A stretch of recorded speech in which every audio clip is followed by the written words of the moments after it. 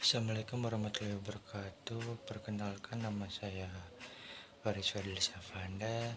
Saya dari kelas TI 23A3. NIM saya 312310295. Di sini saya akan menjelaskan apa itu fisika. Fisika merupakan ilmu pengetahuan dasar yang mempelajari sifat-sifat dan interaksi antar materi dan radiasi. Fisika merupakan ilmu pengetahuan yang didasarkan pada pengamatan eksperimental dan pengukuran kuantitatif metode ilmiah. Paishe Behemedica. Di sini saya akan menjelaskan apa itu Paishe Behemedica. Paishe Behemedica, citra roten, pencitraan dengan menggunakan sinar X. Ultrasound atau ultrasonografi merupakan teknik medical imaging dengan menggunakan gelombang ultrasonik, gelombang suara frekuensi tinggi.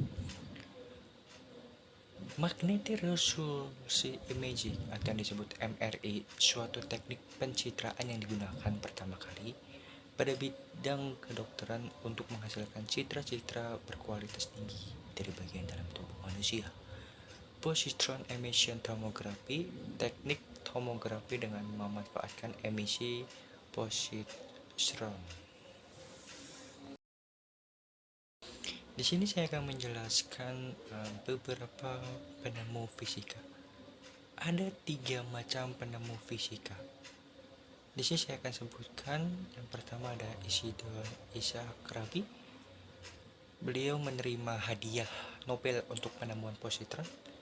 Lalu yang kedua ada Alan M. Kornak dan Guthrie and Husfeld. Beliau juga mendapatkan hadiah Nobel untuk pengembangan komputer tomografi. Lalu yang ketiga Felix Bloch dan Edward Purcell. Beliau mendapatkan hadiah Nobel untuk penemuan teknik pengukuran magnetik nuklir. Lalu yang terakhir ada Paul C. Lauterbur dan Sir Peter Matfield. Beliau juga mendapatkan hadiah Nobel untuk penemuan MRI. Di sini saya akan menjelaskan konsep besaran dan vektor. Besaran adalah segala sesuatu yang dapat diukur oleh alat ukur dinyatakan dengan angka serta mempunyai satuan. Di sini ada contohnya, saya akan memberikan contohnya. Lalu yang pertama ada kecepatan mobil F1 250 km/jam dan alat ukurnya speedometer. Kecepatan formula yang pertama ada massa yang diangkat oleh lifter, jauh lompatan mobil prastana.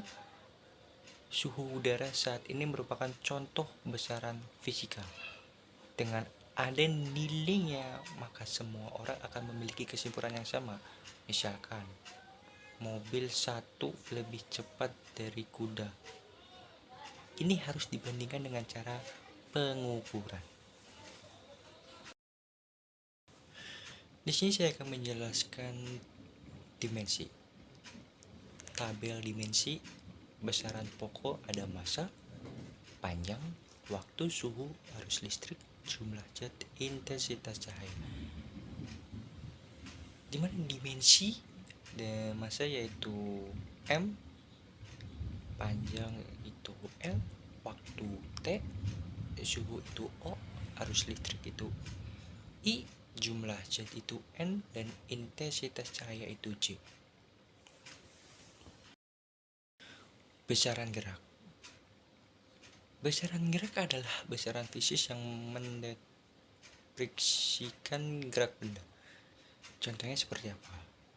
Seperti posisi, perpindahan, jarak tempuh, kecepatan laju, percepatan, dan lain-lain.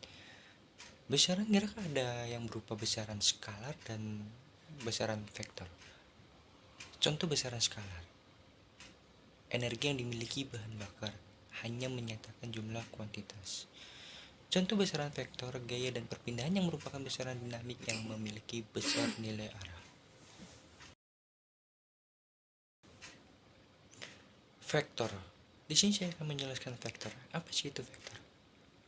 Vektor adalah besaran yang memiliki nilai dan arah yang digambarkan dengan himpunan ruang garis berarah. Contoh besaran vektor adalah jarak, kecepatan, percepatan, momentum, input, dan sebagainya.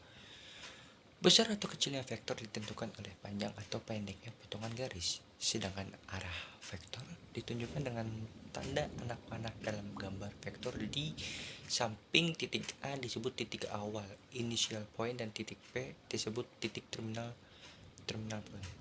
Dan kita bisa melihat dari gambar panah menunjukkan dari A ke B.